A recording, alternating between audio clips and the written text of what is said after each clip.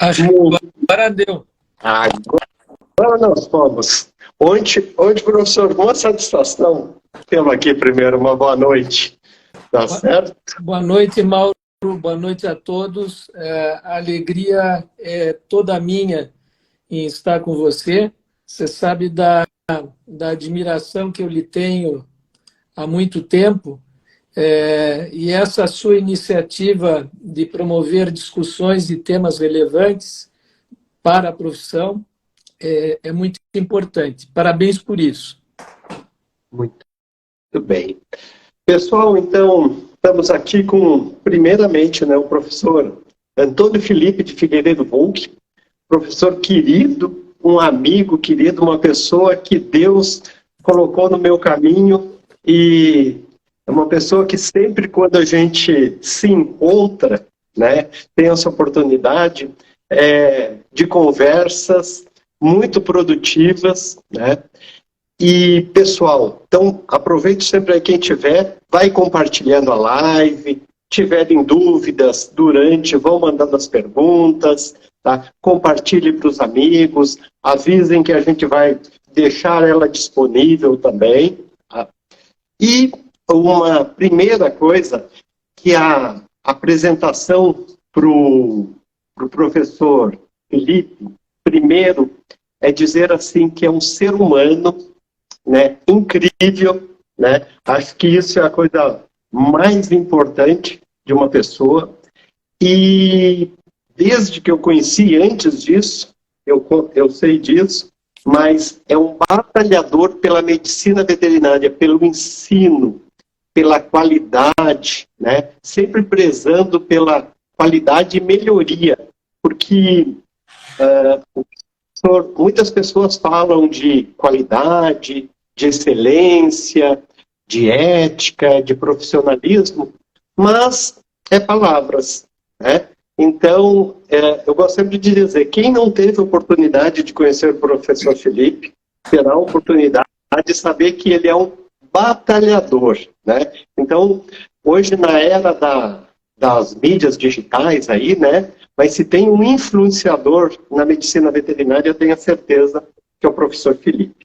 E ele é formado pela Federal do Paraná, está aí há mais de 40 anos nessa luta na medicina veterinária, mestre em cirurgia pela Universidade Federal de Santa Maria, minha casa também, especialização em oftalmologia veterinária pela Escola Nacional de Veterinária de Toulouse, na França, doutor em Biologia e Fisiologia Animal pelo Instituto Nacional Politécnico, também de Toulouse, na França, pós-doutor em Oftalmologia Veterinária pela Escola Nacional da França, professor aposentado da Federal do Paraná, do Departamento de Medicina Veterinária, membro fundador dos colégios brasileiro e latino-americano de oftalmologia veterinária, palestrante, consultor,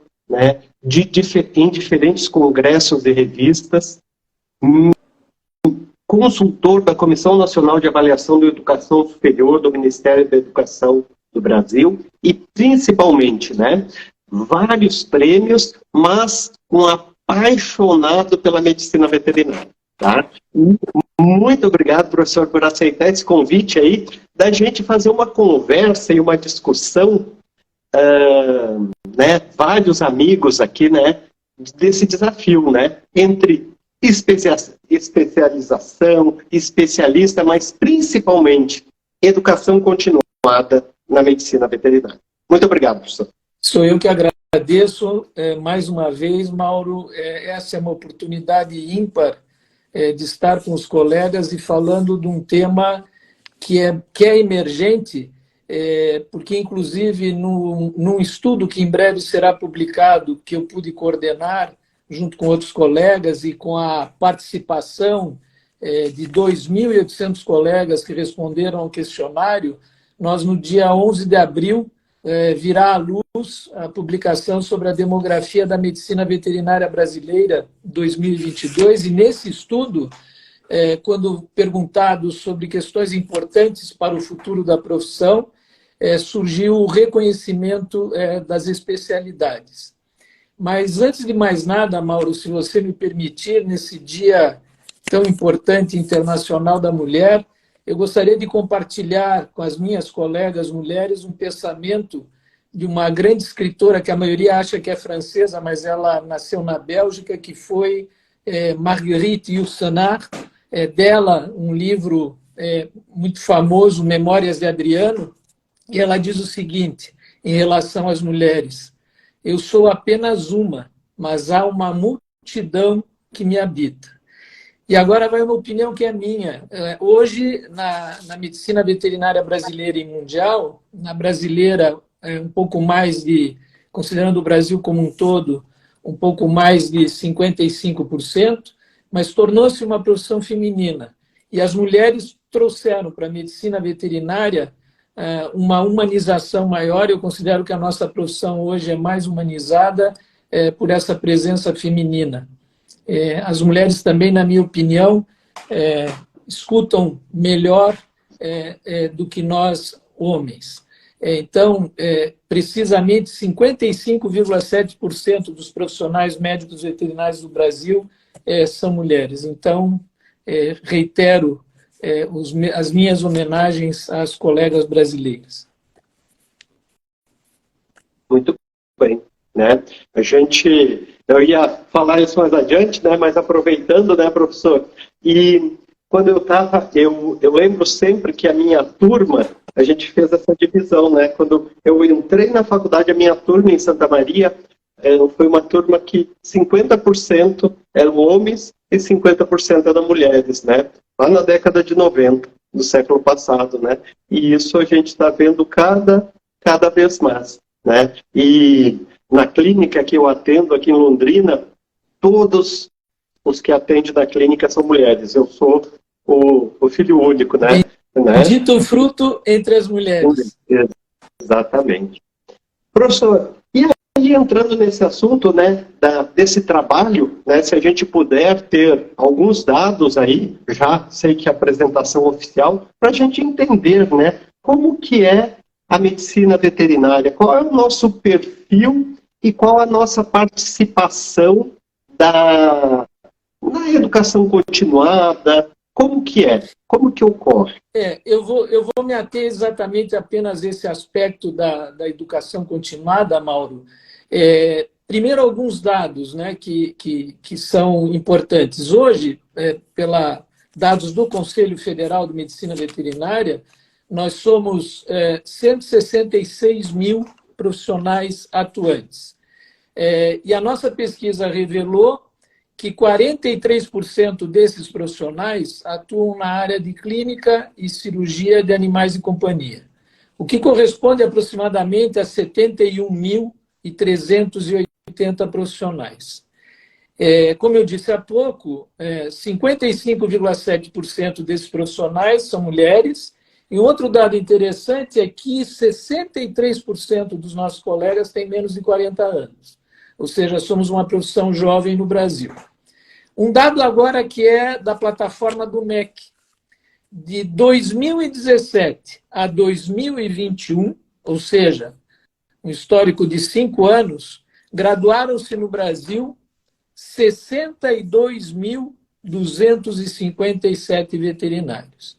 Então, vejam com que velocidade nós estamos colocando médicos veterinários para atuar junto à sociedade.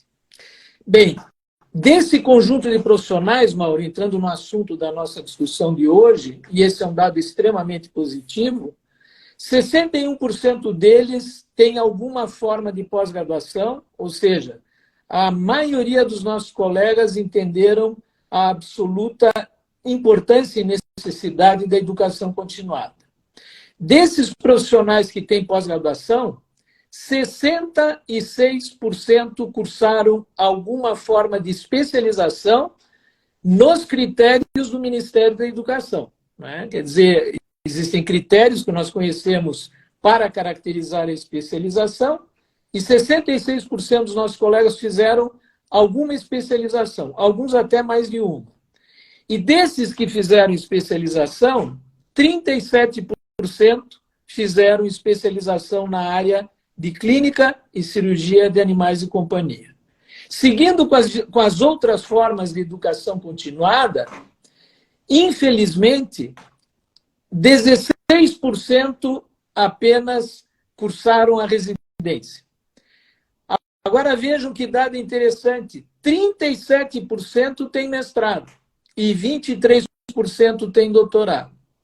Esse stricto sensu no nosso país, como cultura, ele se desenvolveu muito mais e mais rapidamente do que a própria residência. Eu quero lembrar que a primeira residência em medicina veterinária teve início na Unesp de Botucatu, uma das melhores escolas de medicina veterinária, não apenas do Brasil, mas do mundo, porque vizinha à escola de veterinária de Botucatu estava o curso de medicina.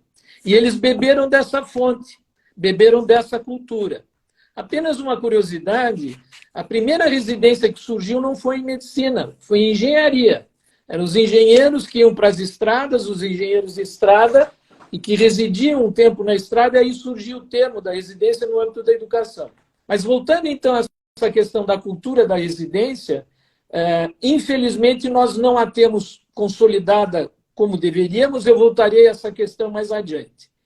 37% tem mestrado e 23% tem doutorado. Como eu disse, a especialização hoje, tal como ela está regulamentada no Conselho Federal, permite que 13 entidades possam emitir o título e, atualmente, no âmbito do Conselho Federal, nós temos apenas 117 colegas com título de especialista. Se nós formos fazer 117 colegas com título de especialista, se nós fizermos uma relação com aqueles que atuam na área de pequenos animais, que são aproximadamente 71.380 profissionais, é um percentual de 0,16%. Então, Mauro, se você me permitir, para que depois, na sequência, a gente possa discutir, tal como nós conversamos previamente, eu gostaria apenas de fazer um histórico e um comparativo, justamente, da especialização na medicina, do que acontece na Europa, que é um ambiente que eu conheço bem, e também nos Estados Unidos, porque aí nós estaremos comparando o Brasil, que é um país continental, com outro país continental, que é os Estados Unidos, e com um continente que soube se organizar à luz da comunidade europeia em 37 países dentro de uma Federação Europeia de Veterinária. Então, se você julgar interessante, é algo que eu não vou me alongar muito, alguns minutos apenas, para que eu possa colocar esse panorama para que alimente, quem sabe, a discussão de uma forma mais orientada, se você estiver de acordo. Professor, o senhor é o nosso convidado e a sua experiência é fundamental, tá certo? E aí eu só aviso o pessoal, quem tiver alguma dúvida, alguma pergunta, vai colocando aqui que eu vou anotando, né? E, professor, as pessoas estão admiradas com os números, né? Acho que ninguém conhecia tanto os números aí como o senhor colocou. Mas é importante nos situar. Fique à vontade. Tá bem. Antes eu gostaria, porque as gentilezas vão subindo aqui pela tela, os comentários, quero agradecer a todos os queridos amigos, a generosidade das palavras, enfim, isso sempre recarrega as baterias da emoção. Eu acho que é importante definir o trabalho do especialista. Eu costumo dizer que o especialista ele resolve problemas. Então, especialistas são vistos não só como especialistas numa área, numa questão, mas como autoridades na solução.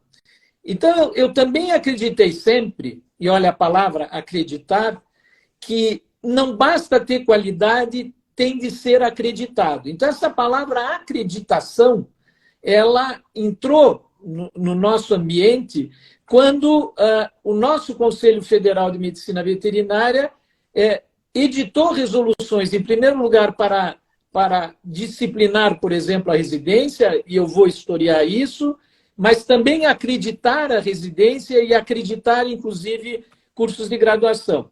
Isso ficou por um tempo agora, digamos assim, no esquecimento. O Conselho de São Paulo, e eu louvo a atitude, voltou a pensar na questão da acreditação educativa dos cursos de graduação. Mas o que significa a acreditação? É o reconhecimento formal da qualidade de serviços oferecidos ou por uma instituição ou por um indivíduo. Então, veja, nós tivemos no âmbito do indivíduo o Exame Nacional de Certificação Profissional, o NCP, que acabou sendo glosado por manobras jurídicas.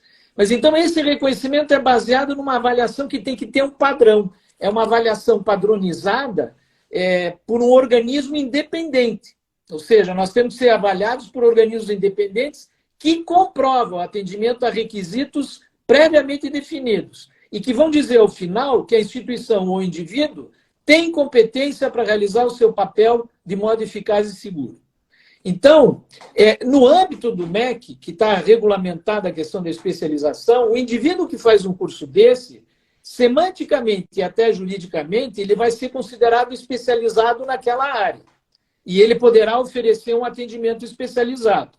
Agora, muito embora os termos guardem certa semelhança, ou seja, especializado, especialista, diante do regramento ético que hoje está aplicado ao profissional médico veterinário por resolução, o uso indevido do título de especialista pode até resultar em infração ética profissional. Então, isso tem que ser dito logo de início. Bom, historiando agora a medicina. A medicina que começou a residência e sempre tratou de fortalecê-la, e ela tem um amparo, e sempre teve, do governo federal, tanto no âmbito do Ministério da Saúde como no Ministério da Educação, porque essas duas entidades financiam a residência em 60%, 60% delas são financiadas por esses dois ministérios, e depois governos municipais, estaduais e instituições privadas antes deles financiam o restante.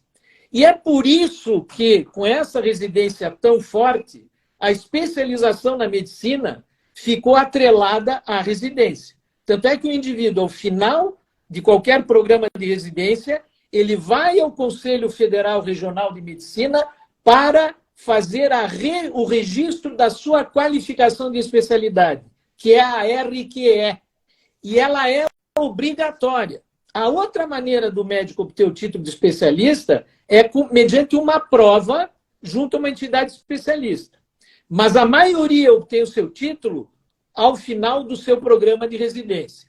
Então, tal como na medicina veterinária, no Código de Ética Médica, o médico não pode divulgar ser um especialista em publicidade comercial, documento, atestado, carimbo, receituário, se ele não obtiver o RQE. Repito, na medicina, esse RQE é obrigatório. Agora vamos a alguns dados da medicina.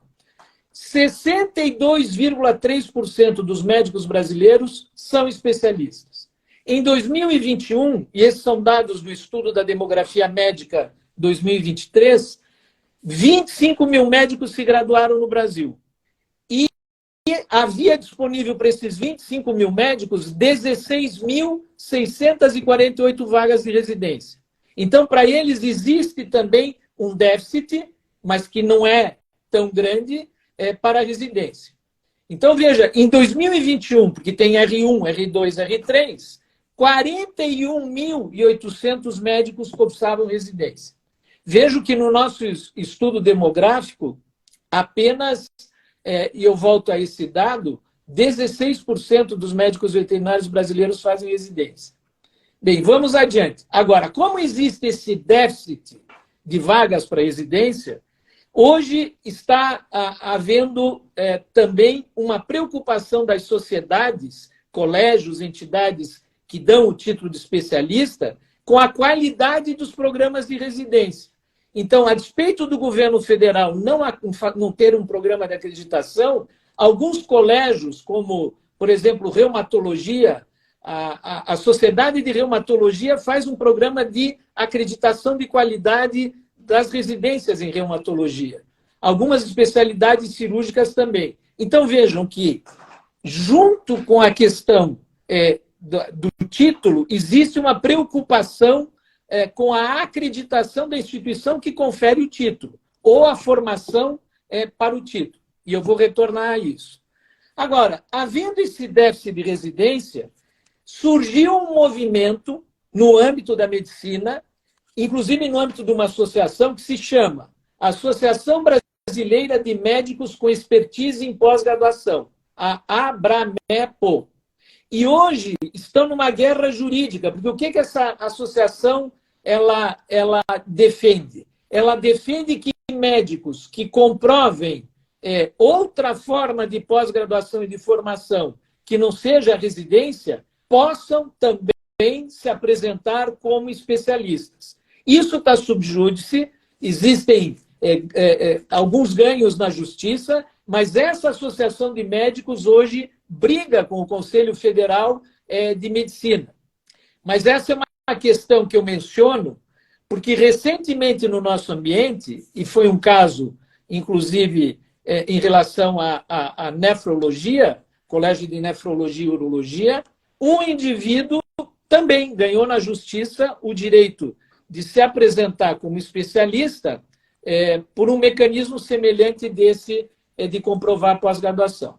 Chego agora, Mauro, e aqui eu já estou terminando, na realidade europeia. Vejam que, tanto na Europa como nos Estados Unidos, o que eu vou dizer coincide, é muito próximo com o que acontece na medicina brasileira. Ou seja, a especialidade está atrelada a um internato e uma residência.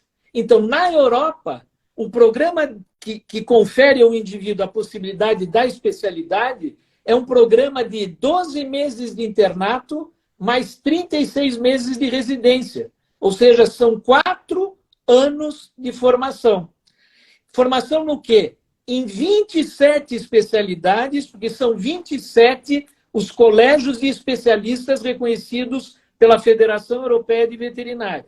E muito importante, Mauro, todos os programas de residência da Federação Europeia são acreditados, ou seja, a qualidade dos programas é verificada pela Federação Europeia de Veterinária.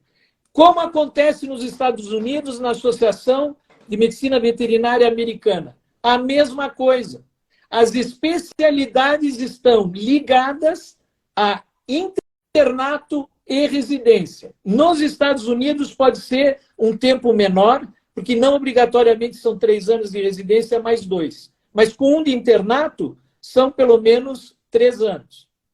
Então, da mesma maneira nos Estados Unidos, os board certified, antes dele, indivíduo, ser certificado, acreditado, o board é acreditado e verificado a qualidade do ensino professado no âmbito da residência. Então, vejam que Europa, Estados Unidos, na veterinária, se parecem com a medicina brasileira.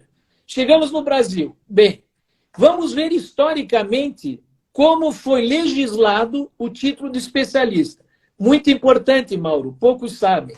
A primeira resolução que tratou de título de especialista no âmbito do Conselho Federal data de 16 de março de 1995. Ou seja, há 27 anos nós legislamos sobre especialidade e hoje nós temos pouco mais de uma centena de colegas com título de especialista. Isso é matéria de reflexão. Nessa primeira resolução, que é a 625, de 95, ela preconizava, desde então, a possibilidade do indivíduo requerer o título de especialista sem fazer uma prova numa associação ou num colégio, desde que ele comprovasse 2 títulos de pós-graduação, ou especialização em mestrado, ou mestrado e doutorado, enfim. Se ele tivesse isso, ele, quando ele não fosse portador desses títulos, é que ele era obrigado a fazer uma prova. Então, a primeira resolução não empoderava os colégios, as associações, como aconteceu posteriormente. Aí veio a segunda resolução que trata do título de especialista, que é a 756, que é de 17 de outubro de 2003. E aí é a primeira que trata da habilitação de associações e colégios no âmbito do Conselho Federal para conferir o título e que elas, as associações e colégios, estabeleceriam os critérios que norteariam a emissão do título de especialista. Mas nessa resolução, o Conselho inclui, o que não havia na primeira, o certificado de conclusão de programa de residência em medicina veterinária, desde que atendesse às exigências previstas na resolução CFMV 752, de 17 de outubro de 2003. Ou seja, nesta resolução, o Conselho Federal menciona um critério de acreditação, porque só seria válido o título de residência se o programa comprovasse o atendimento que estava escrito na resolução, mas sem uma ação ativa de visitação e de programa de acreditação. De novo, sempre, nessa, mais uma vez, ainda assim nessa, sempre que o requerente, no inciso 5º do artigo 7, dizia: sempre que o referente não for portador de qualquer dos títulos mencionados, ou seja, mestre, doutor, especialização, residência, ele faria a prova. E, por fim, chegamos à resolução que vale hoje, e é essa que nós temos que mirar, que regulamenta a questão do título de especialista. Nesta, a coisa mudou. No artigo 7 diz: para a submissão à prova, que é obrigatória, de conhecimentos específicos, serão considerados como pré-requisitos pelo menos um dos seguintes instrumentos. Aí, então, esses títulos de pós-graduação, especialização, residência, mestrado, doutorado, é pré-requisito. Agora, veja, Mauro, em qualquer uma das situações tem que apresentar memorial descritivo e comprovar 5 anos de vivência naquela área. Então, tem que comprovar 5 anos primeiro. E, no parágrafo 2º, diz: o solicitante que não possuir qualquer dos títulos previstos poderá pleitear o título de especialista desde que apresente memorial documentado de forma inequívoca, demonstrando sua experiência há pelo menos 8 anos na área de especialidade pleiteada. Isso não foi chamado assim, mas isso é um notório saber. Quer dizer, não sou mestre, não sou doutor, não tenho título de especialização, mas tenho 8 anos de experiência, mas ainda assim, isso é pré-requisito para fazer a prova. Não é possível ter o título de especialista sem a prova da associação. Então, estou terminando, Mauro.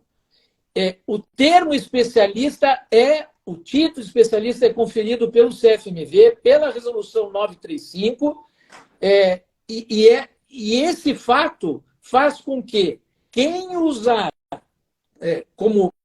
se apresentar como especialista para a sociedade sem o selo, ou seja, sem ter o título de especialista, poderá ter problema ético em fazendo isso. Agora, veja, a residência no nosso Conselho, também por uma resolução em 1094, de outubro de 2015, criou o sistema de acreditação dos programas de residência. Eu estou dizendo isso, Mauro, porque eu gostaria muito que no nosso país, porque no meu entendimento, e eu tive o prazer de participar da Comissão de Acreditação de Residência do Federal, quando eram as acreditações iniciais que criaram um arcabouço jurídico, inclusive, para se chegar a essa resolução, é possível perceber que a forma mais primorosa para se treinar um jovem recém-formado é a residência, o treinamento profissional em exercício supervisionado. E o tripé da residência é ter um bom preceptor, uma boa infraestrutura e casuística suficiente. Só que nós, muitas vezes, quando visitamos alguns programas, o residente era mão de obra barata, a casuística havia uma competição entre o aluno de graduação, o aluno do mestrado, do doutorado com o residente, ou seja, não havia casuística suficiente para ele ser treinado. Então, o tripé, preceptor, infraestrutura, casuística, tem que estar presente na residência. Mas eu vejo como, eticamente e metodologicamente, do ponto de vista educacional, tal como é na medicina, tal como é na Europa, tal como é nos Estados Unidos, que nós também deveríamos perseguir o fortalecimento da residência e buscar formas de financiamento da residência como forma de estruturar o título de especialista, tal como faz a medicina no nosso país. Então, veja, isso, no meu entendimento, é possível, porque se não for assim, Mauro, tal como está estruturado hoje, existe uma série de cursos de especialização com qualidade, alguns deles muito duvidosa. Eu recebo sempre testemunhos de pessoas que se apresentaram para um curso de especialização e saíram frustradas. Então, nem todos cumprem com aquilo que prometem, fazendo um estelionato. Então, qual é o caminho? De novo, cultura da acreditação. Se o Conselho Federal, em algum momento, para o título de especialista, considerou, inclusive, a questão da residência segundo certos critérios, poder-se-ia, quem sabe, criar um programa de acreditação, seja através dos próprios colégios, das entidades, em parceria com o Conselho Federal, para um programa de acreditação de quem faz cursos de especialização no país, porque é esse o título que será pré-requisito do candidato que vai se apresentar para uma prova de título de especialista. Então, Mauro, era isso que eu queria apresentar. Me perdoe se eu me alonguei, mas eu achei necessário fazer esse introito para que, quem sabe, as discussões e as perguntas pudessem surgir. Desculpe se me alonguei mais uma vez. Professor, e aqui a gente tem várias colocações dos colegas que a gente não vai poder ler todas, né? Mas principalmente o pessoal está falando de que precisa, né? A gente precisa muito dessas, que nós, médicos veterinários, né, precisamos saber disso, e todo mundo parabenizando muito o seu grande conhecimento. Eu sempre gosto de dizer, né, para quem não conhece o professor Felipe, né, mas muito aqui são conhecidos,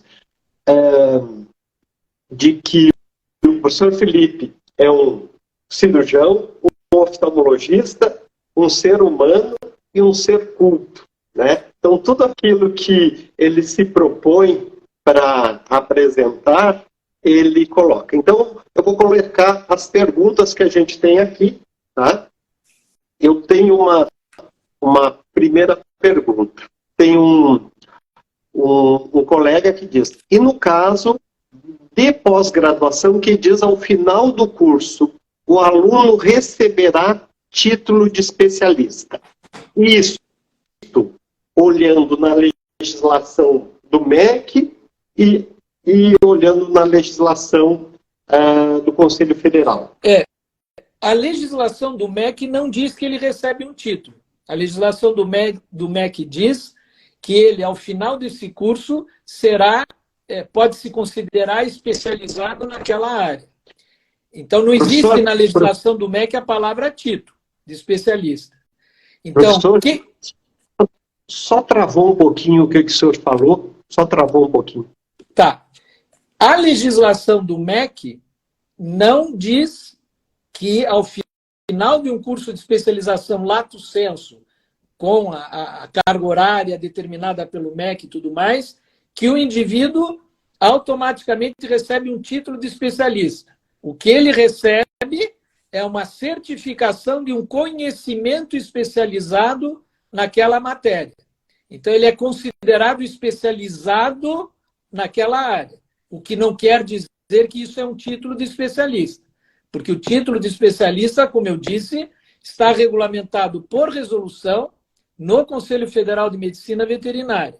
Então, inclusive recentemente, porque existe uma outra resolução que disciplina a questão da publicidade na medicina veterinária, é a resolução 780 de 2004, ela está sendo revista atualmente pelo Conselho Federal, porque, inclusive, e aqui vai a informação, alguns outros conselhos, vou citar o de fisioterapia, porque eu tenho certeza de memória, o Conselho de Fisioterapia tratou de legislar para criar as diferenças. E é lá, por exemplo, o Conselho de Fisioterapia diz, especialista, fisioterapeuta especialista, será só aquele que passar pela prova e receber o título de especialista do Conselho. Os demais serão considerados especializados. Ocorre que existe um entendimento, que não é jurídico, mas é um entendimento cultural, de que esse termo especializado prestar-se-ia à confusão. De qualquer forma, há pareceres jurídicos, me reportando à pergunta do colega, que você tendo uma formação de especialização, atendendo aos critérios do MEC, você é especializado naquela área, mas não tem o título de especialista. Porque nem mesmo, repetindo, a legislação do MEC diz que, ao final do curso, você receberá um título de especialista. Então, em outras palavras, isso faz parte do estelionato.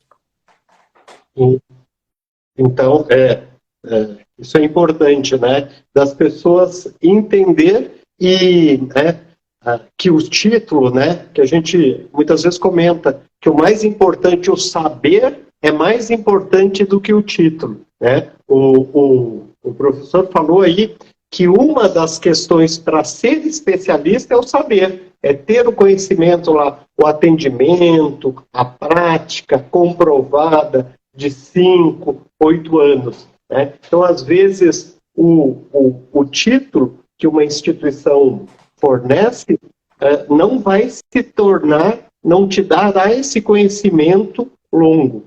Professor, tem uma pergunta aqui que também mandaram para mim, tem aqui uma outra antes dessa. O CRMV e o Conselho Federal, acho, podem ser a terceira parte, a exemplo de São Paulo, acho que é na acreditação. Concorda, professor Volk? Concordo. Na realidade é assim. Eu lamento muito que no âmbito, repito, do Conselho Federal, que legislou tanto por resolução a acreditação da residência como a acreditação de cursos de graduação, e eu, quando à época presidia a Comissão de Educação do Conselho Federal, esse programa de acreditação de cursos de graduação foi feito no âmbito dessa comissão, e nós visitamos algumas universidades, de novo, vou falar de USP, de Botucatu, porque grandes universidades nucleadoras, quando isso foi anunciado, pediram para ser acreditadas. E havia lá critérios, acreditado pleno, acreditado com restrições, mas isso foi interrompido. Bem, não cabe aqui discutir essa questão, mas talvez a pergunta tenha surgido para saber se isso é possível juridicamente. Sim, é possível, porque essa acreditação ela não se impõe como obrigatória, ela se impõe como educativa. De qualquer maneira, etapas culturais, e nós estamos falando disso aqui, né? Nós estamos falando de uma etapa cultural da residência, da especialização, que começou em 95. Ou seja, nós estamos em 2022. E, de novo, pessoal, temos pouco mais de 100 profissionais. Ou seja, se é assim, alguma coisa tem que ser revista. Alguma coisa precisa ser rediscutida. Porque, do contrário, em não sendo obrigatório, como é na medicina, a questão do RQE, o título de especialista, ele não obstaculiza nada. Como disse o Mauro, e eu também, você tendo o conhecimento, você atua especializado em determinada área, resolvendo problemas, como autoridade de solução de problemas naquela área. E isso,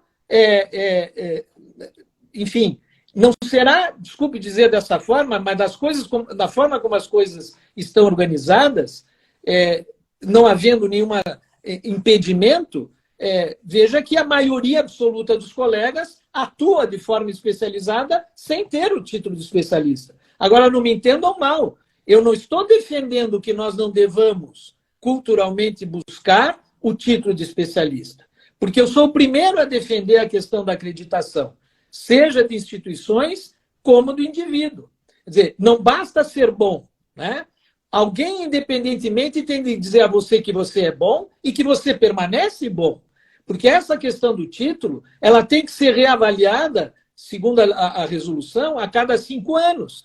Tanto quem emite o título, que são os colégios, como o indivíduo. Então, essa é uma questão importante. Qualidade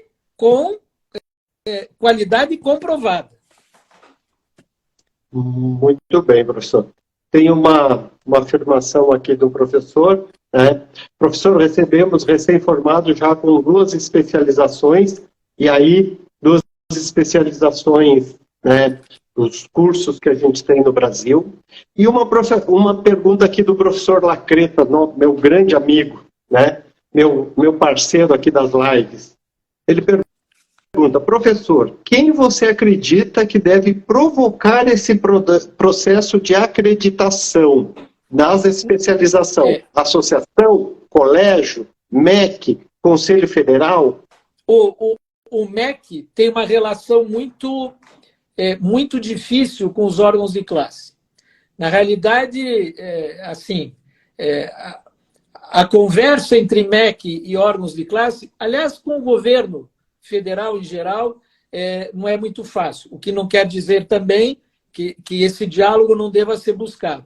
Mas essa é uma questão nossa, é uma questão da nossa cultura, que já está legislada no âmbito do órgão máximo da classe.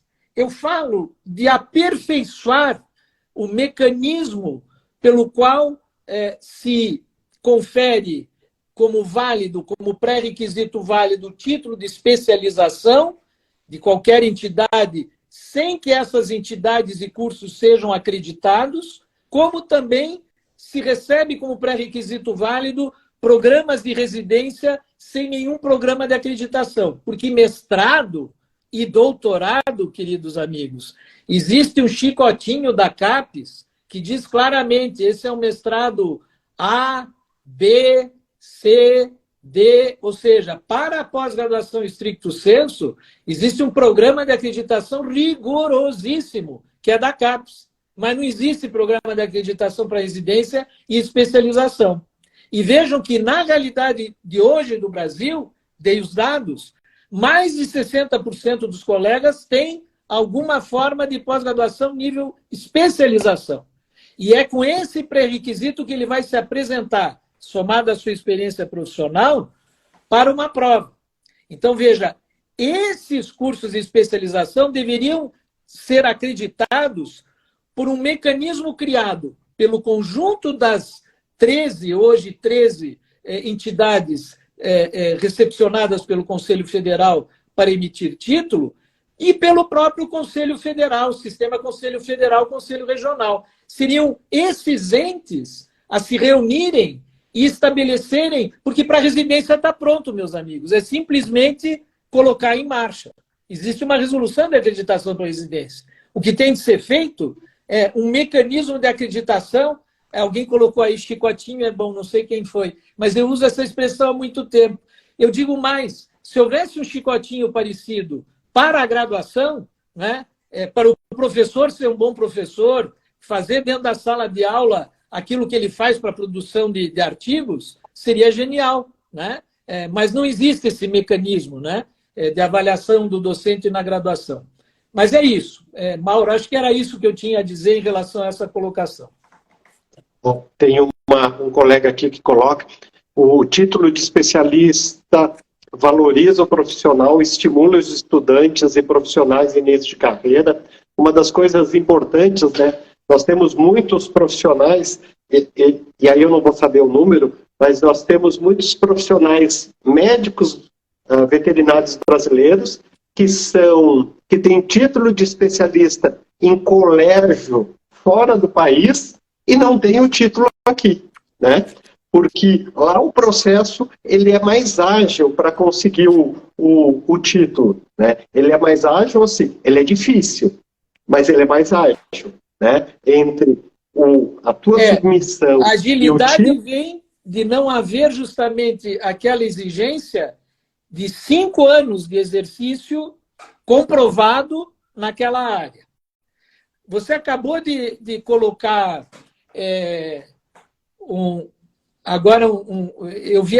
eu vou mencionar porque 2 queridos amigos passaram aí, subiu a Tatiana Tiepo e o João Alfredo Kleiner, o Johannes. Então aí, ó, existem grandes profissionais com uma expertise absoluta, com reconhecimento da sociedade e que não têm o título de especialista.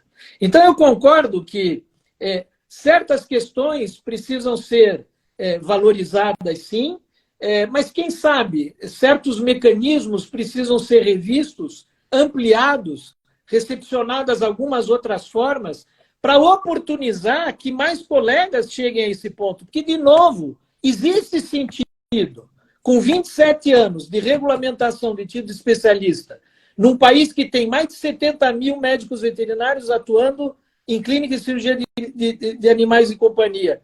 70 mil, e nós temos pouco mais de 100 com título de especialista? Uma das coisas que a gente sempre diz, né, e voltando do mestrado e doutorado, os números, eles nunca deixam, eles não mentem, né? Então, quando a gente pega o número, a gente entende. E a gente tem que analisar o porquê que isso está acontecendo. Mauro, né? desculpe, eu acabei de ler algo que está na tela, que eu julgo importante comentar. Não pode passar. Alguém diz, se eu concordo que determinadas associações são um clube de amigos. Bem, aqui agora nós chegamos num problema ético bastante importante. Porque, tal como eu falei na definição da acreditação, a acreditação tem que acontecer de forma independente, por um organismo que possa se dizer independente. Ou seja, ele não pode estar contaminado por nenhuma forma de interesse. E quando aquele organismo encarregado, por exemplo, de aplicar uma prova, não perceber que tem o distanciamento crítico necessário e que possa ser, inclusive, publicizado, existem mecanismos que podem validar de forma inequívoca e sem nenhuma fratura ética esse mecanismo, por exemplo, da aplicação de uma prova. Eu vou dar um exemplo. Como o Mauro chegou a dizer, eu estive na fundação do Colégio Latino-Americano de Oftalmologia Veterinária. Então, veja, como que os membros fundadores seriam acreditados ou examinados para que fossem, então, os primeiros reconhecidos como certificados, diplomados pelo colégio. Nós chamamos colegas estrangeiros de notório saber em oftalmologia que aplicaram a primeira prova. Então, assim, eu acho que sempre poder convidar colegas estrangeiros, né, estrangeiros, países, né, de outros países, estranhos à nossa realidade, para vir compor, não que seja exclusivamente uma banca de estrangeiros, mas que venham compor, né, bancas examinadoras para fortalecer esse caráter independente da acreditação individual do colega na concessão do título de especialista. Muito bem. Professor, pessoal que está assistindo, quem não conseguiu assistir, a nossa live, ela vai ficar gravada, tá certo? Depois ela vai ficar disponível também no meu canal no YouTube, que é Mauro Lano. Então, porque aqui é um tempo curto e esse tempo, assim, eu estou me apavorando, eu fico olhando o relógio, o tempo está passando muito, muito rápido, tá? Então, para quem não conseguiu assistir totalmente, tá? Ela vai ficar disponível, vai ficar gravada e eu vou compartilhar também com o professor Felipe, ele pode compartilhar também para mais pessoas terem contato. E isso aqui que a gente está fazendo, né? Estou vendo aqui que tem a Associação Brasileira dos Hospitais Veterinários, eu acho, né? Se eu errar alguma sigla aqui, peço perdão, tá? Mestre, apoio e estimula. A BHV e a NMV. Eu quero falar dessas associações porque elas foram parceiras do nosso estudo da demografia médico-veterinária brasileira. Tanto a Associação dos Hospitais como a Associação Nacional de Médicos Veterinários, os doutores Márcio Mota na NMV e João Buch na BHV, são dois batalhadores também, como você, Mauro Lano, pela qualidade da medicina veterinária. Então, eu agradeço a eles também a participação aqui nesse momento, porque são entidades que também devem se somar nesse esforço de criar mecanismos para fortalecer as especialidades, para que ela, de fato, se torne uma cultura. Agora, no meu ponto de vista, uma estratégia fundamental seria fortalecer as residências. Vou dizer de novo, fortalecer as residências. Já está regulamentado a acreditação no federal. Nós sabemos que uma residência de qualidade faz muito pelo jovem recém-formado, e se tudo isso tiver qualidade, vai acontecer como na medicina. Termina a residência, passa no Conselho Regional e registra o seu título de especialidade. O RQE na medicina, vamos criar um mecanismo semelhante na veterinária. Agilidade, rapidez, com acreditação de qualidade da instituição, que pode diretamente conferir ao indivíduo essa possibilidade. É assim na medicina, colegas? Professor, eu tinha uma pergunta aqui, por que a gente tem tão pouco esse índice, né? Mas o senhor já respondeu várias vezes, né? E eu, né, fiz residência, eu digo assim que eu entrei na residência lá em Botucatu, na FMVZ, e quando o senhor falava, a gente dizia assim, o nosso problema está grave aqui, a gente subia as escadarias e ia lá para a medicina para falar com o especialista, para trocar uma ideia. Eu acho que nós, na medicina veterinária, que às vezes a gente quer inventar algumas rodas, né? E a gente tem um mecanismo de medicina que funciona, né? Tem os problemas, todos têm, mas um sistema funcionando, né? Então, a residência, e muitas vezes eu dou aula em pós-graduação, em graduação, e a gente vê que o aluno, a preocupação do aluno, do formado, do médico veterinário é saber ter prática, né? Ter prática. Então, como que a gente vai ter prática? Mauro, mais um dado, avançando um dado do nosso estudo da demografia. Mais de 80% dos nossos colegas avaliam que durante o seu curso de graduação tiveram ensino prático deficiente. Então, justamente, também acontece com outras profissões, mas é na residência que você vai resolver essa questão, né? Tendo um preceptor comprometido, tendo casuística e tendo boa infraestrutura. Então, não é qualquer residência. E buscando estrategicamente quem financia a residência, né? Como eu disse, 60% da residência médica são 2 ministérios federais que hoje tem a residência multiprofissional em saúde, onde a veterinária está, financiada pelo Ministério da Educação, mas é uma parcela ínfima e ela está só destinada a universidades federais. E a maioria dos cursos que formam médicos veterinários no Brasil, mais de 70%, são privados e estão alijados desse processo. Então, nós temos que rever essas questões. Para mim, a estratégia é essa e a acreditação de cursos de especialização. Se não for bom, se for estelionato, não pode ser reconhecido no âmbito do federal como pré-requisito para a prova de especialista. Acho que já tem uma pergunta aqui que o senhor respondeu, né? O senhor concorda com o uso de termo especializado para aqueles que fizeram pós sem ter título? Não, a verdade é a seguinte, houve até uma discussão no âmbito da BHV, da NMV sobre isso, para municiar o Conselho Federal. Isso é discutível, porque pode se prestar a confusão. Agora, o que eu digo é, alguns conselhos de classe resolveram a questão dessa forma e, semanticamente e juridicamente, não é atacável usar o especializado. Alguém pode achar ruim, porque se presta a confusão, mas, de novo, juridicamente, apareceres jurídicos e apareceres de linguistas sobre essa questão, e ela não pode ser, deixada de lado nas discussões para saber se, na resolução de publicização, isso vai ser aceito ou não.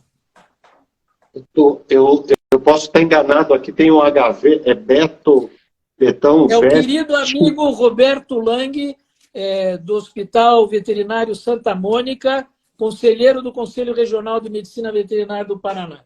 Tá bom. Ele diz assim que não é para acabar a live, né? Eu, por mim, eu não acabo. O problema é que quem vai acabar ela é o Instagram, né? Que quando dá 1 hora, eles acabam, né? Isso não... A gente sabe.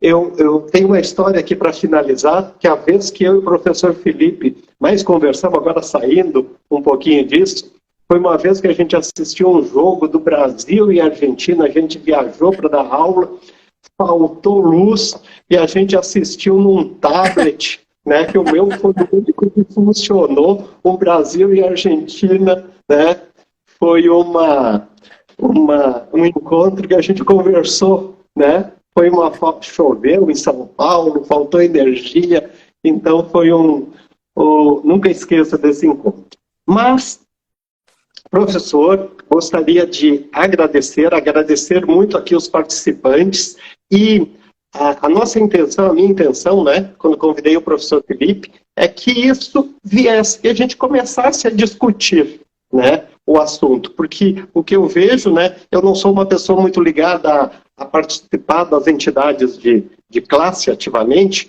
mas, para mim, qualidade, eu sempre digo que qualidade é qualidade. Não existe régua, né?